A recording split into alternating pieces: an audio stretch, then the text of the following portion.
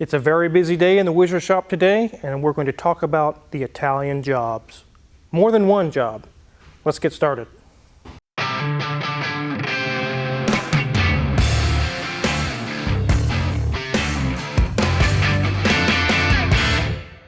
So you guys can probably hear in the background there's a lot of noise. The guys are pretty busy today. We've got a lot of stuff. What is this? What's what? This. There's nothing to see here. Yeah, I'm not falling for that. Are you guys? Yeah, I don't think so. Let's focus on the cars over here. No, what did you do? No. Not a chance, buddy. You don't have it. You got some explaining to do. It's a new motorcycle. Really? He didn't keep that Harley very long, did he, guys? This one's an Italian job. Well, actually nothing's wrong with it. It's a 2009 Moto Guzzi. It's pronounced Guzzi. Norge or Norhe. I'm not sure how it's pronounced. It's a 1200. We're not going to do a video on this today, but I guess you guys know about it now. Thanks. I don't think so. Really? At least it's finally something that he's got that doesn't need to have extensive repairs done. Yeah. So you're not impressed? Not truly, no. Okay. Well, I am. It's a really sweet motorcycle. Yeah, if you say so. It has heated grips. It keeps my hands warm. It gets to 12 degrees in February. I won't be riding then. I would hope not. Let's go look at some Lamborghinis. Okay. So we moved on from an Italian motorcycle to an Italian car, another Italian job. This is a 2009 Lamborghini Gallardo Spider. It just came in all the way from Detroit. The guy drove it. I think it was 800 miles or 1,000 miles. He's like, I'm coming, I'll be there. And he did, he showed up. He just got tired of the games in his local area. He said, I'm packing my stuff and I'm headed to Omega. Enough with the garbage around Detroit. So it's here, and it's going to have several different things replaced or repaired on it. We're going to get some quotes together, but right now we're having some trouble getting the scan tools to connect to it. So we have multiple scan tools in the shop that can connect to this Lamborghini. We have the Autel MS908, the 906. I have a small handheld reader, and we have the official Lamborghini Lara 7.0. None of them can connect to this car. We've checked the fuses, the OBD2 fuse, and also the accessory fuses for the cigarette lighter. And although it was blown, we replaced it. Nothing will communicate with this car. We just got the okay from the customer. We contacted him, and he said it's been to the dealership, and they did say they read some codes, but he's just not sure if they did something but he did give us the go-ahead. He said, whatever it takes, dive into the wiring, figure out what's going on. Is there a broken wire? Is there a communication issue? Is the CAN bus down? Something is really going on that we can't connect to any module. One of the things he wants done is a clutch on this e-gear transmission. But before we dive in, he wanted to get a snap test to see where it's at. We can't do that right now because there's no communication with anything. He had a check engine light. He would like to have that checked. Again, we can't check that. So we're really, the focus right now on this car is the OBD2 port and communication issue. So we've got a lot of work to do this vehicle, but we can't even begin to talk about prices until we get this diagnosed and repaired. You mean it's speaking Italian? Well, whatever it's speaking, it's not something that can be understood by any of the scan tools, unfortunately. We have inspected the car, we checked it over. There's a few little slight issues, and we're going to do a brake job on it, front and rear. But the rest of the answers that the customer's wanting, we can't get yet. We will get there, we will figure it out. If any of you guys in the comments know off the top of your head, you've worked on these before, and you're like, oh, I know exactly what to check. Let us know in the comments.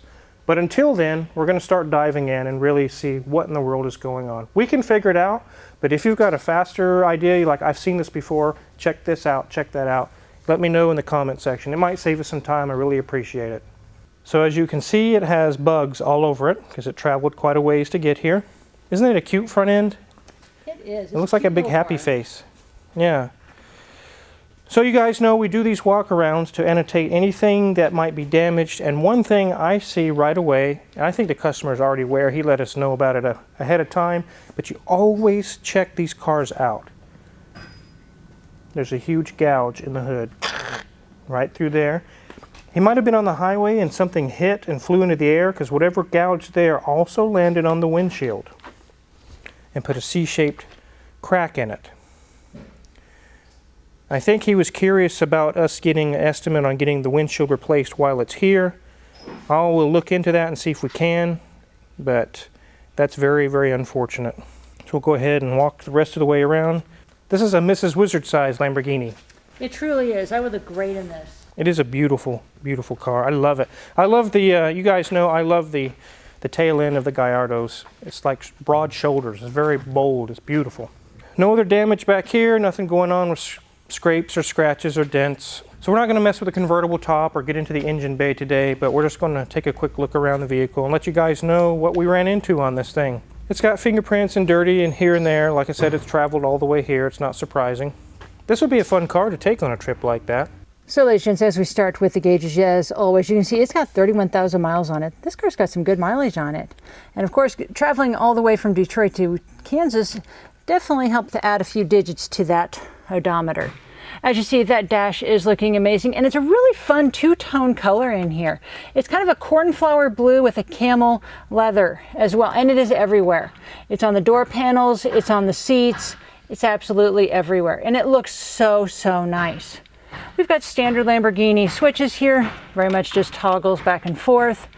As you can see, it has a lot of carbon fiber in here, and you can tell it really adds to the elegance of this massive, massive beast. As we move around, it looks great. Steering wheel has nice grip on it as well, and has a little bit of carbon fiber on the bottom side. And of course, there's the lovely prancing bull in the center. I would show the headliner, but there isn't one. But otherwise, this thing is looking really, really good. What other Italian things do you have in here? So the next Italian job on the list is the 456, as you guys seen in the background. You actually seen a video on this, and it's beautiful, almost like a British racing green. That's what I'd call it. Yeah, so you're actually finishing up on this thing. Yep, I just finished topping off the coolant system. I spilled a little bit, so there's a trail over there, but I just got done doing the water pump. I've got all my coolant hoses installed and tight. Did my pressure test, and everything seems good, so it's ready for a test drive. So the last time you guys saw this 456 was actually all apart. We had the valve covers off, timing system all apart, water pump off of it. We actually did a verification of all the valve adjustments. It should be 8 thousandths on the intake and 12 on the exhaust. And we used a feeler gauge, turned the motor over to all the proper sequence, and every valve checked out perfect. Luckily, we don't have to do any adjustments on this.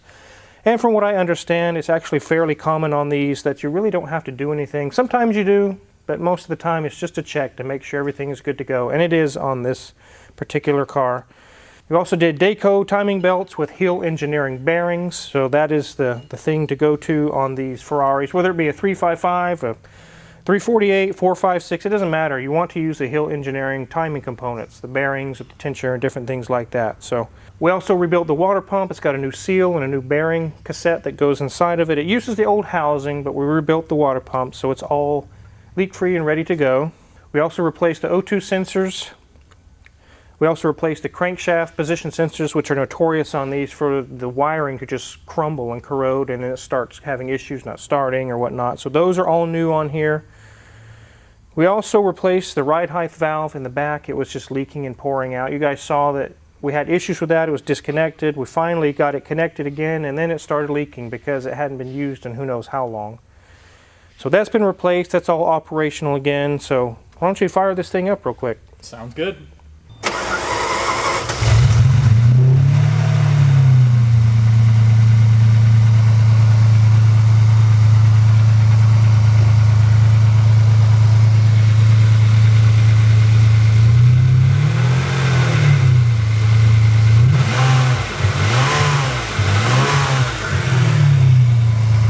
Sounds amazing. You did a very good job, Magic Mike. All right, glad to hear it. So didn't that sound amazing? These V12 Ferraris sound really, really good. So you can see we got everything back together. The covers are back on, new belts, New pulleys, new tensioner, serpentine belt, everything is ready to go. The service is just about complete on this vehicle. The last thing we did replace, just like on Hoovie's 456, is it had brake issues and a brake warning light, and it turned out to be this pressure sensor that's on this valve here. There's an accumulator, and you can see a green colored sensor there. It's right on the back side of it. So just like on Hoovie's 456, I was able to source one of those little green sensors from an 80s K5 Blazer that had Hydro Boost. It is the same brake system, brake setup as far as the components. So that saved a whole lot of money. We didn't have to go to Ricombi or have to go to Scuderia or somebody like that to get that part and pay exponentially high. That's just a Suburban part. And it works perfectly. It's the identical part number. The identical part number. It's really amazing that it saves so much money. So, brakes are back working again. The warning light has gone out. So that is solved. We're getting very close on having this one done. I'm very glad to have it back to the customer.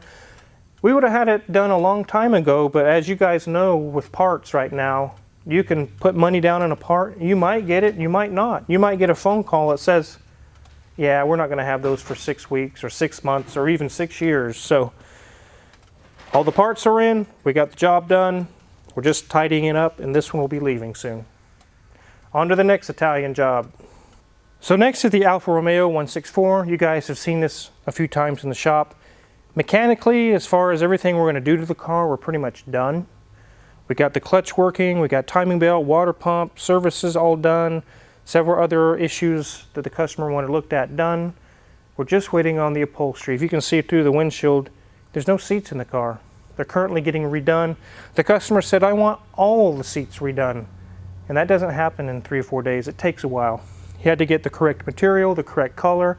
You had to order that in, and again, you have to wait because the ordering stuff really sucks right now. But let's take a look under the hood.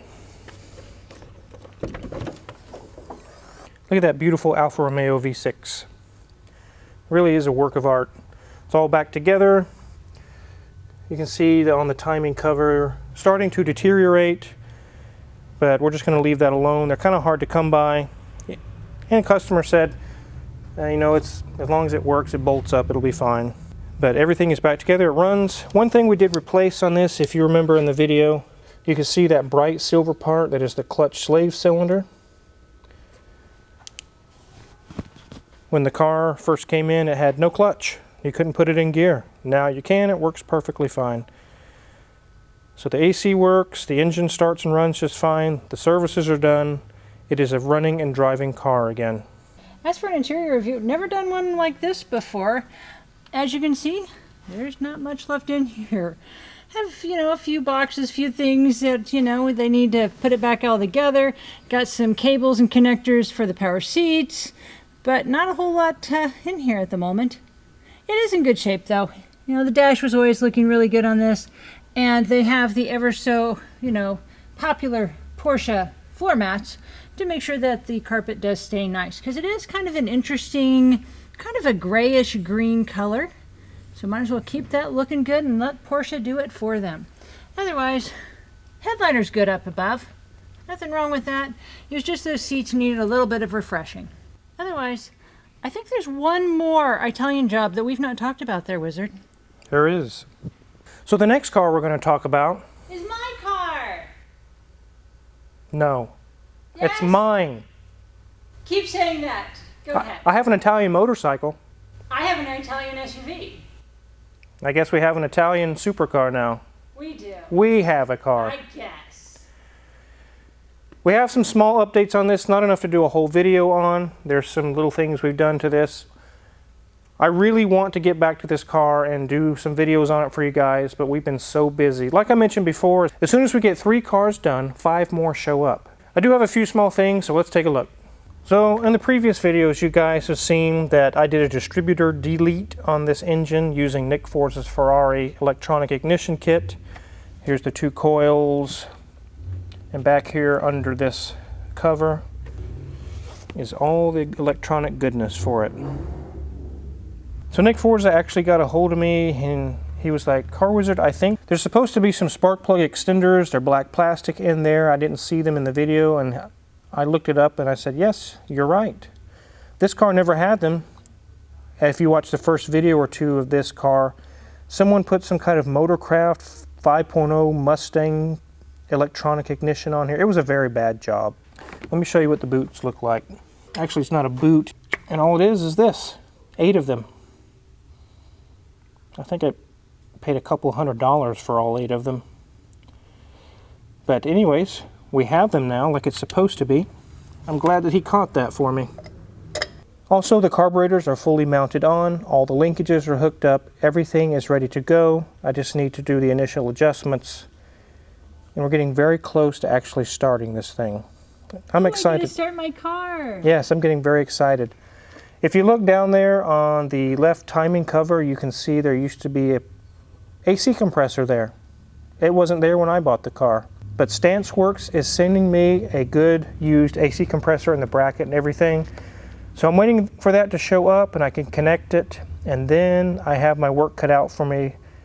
Let's go up to the front boot. So I have the spare tire cover and everything out of here. Also, I think he's sending me a spare tire as well, which will be great. But right here we have the receiver dryer, and we have all the connections and everything for the AC. Here's our expansion valve right here. All that is going to have to be cleaned and flushed and gone through. It's going to be quite a bit of work. Also the condenser that's up front and the fans, make sure they all work. One of the biggest no-nos you can do to an air conditioning system, especially one that's been open to the atmosphere like this for who knows how long.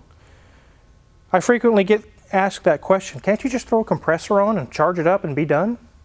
So yeah, if you want to avoid whatever kind of warranty I would give you.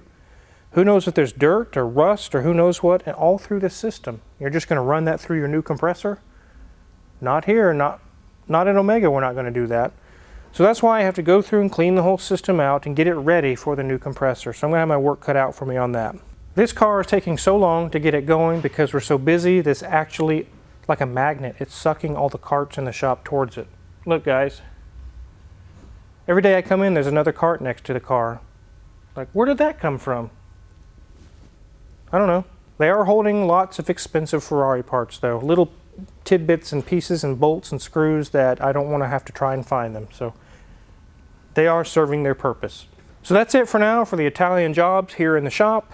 If you're curious what kind of tools we use on the Italian jobs, check my Amazon affiliates link in the description below. We get a small cut. And make sure to hit the subscribe button because there are more and more and more videos to come. Thanks for watching.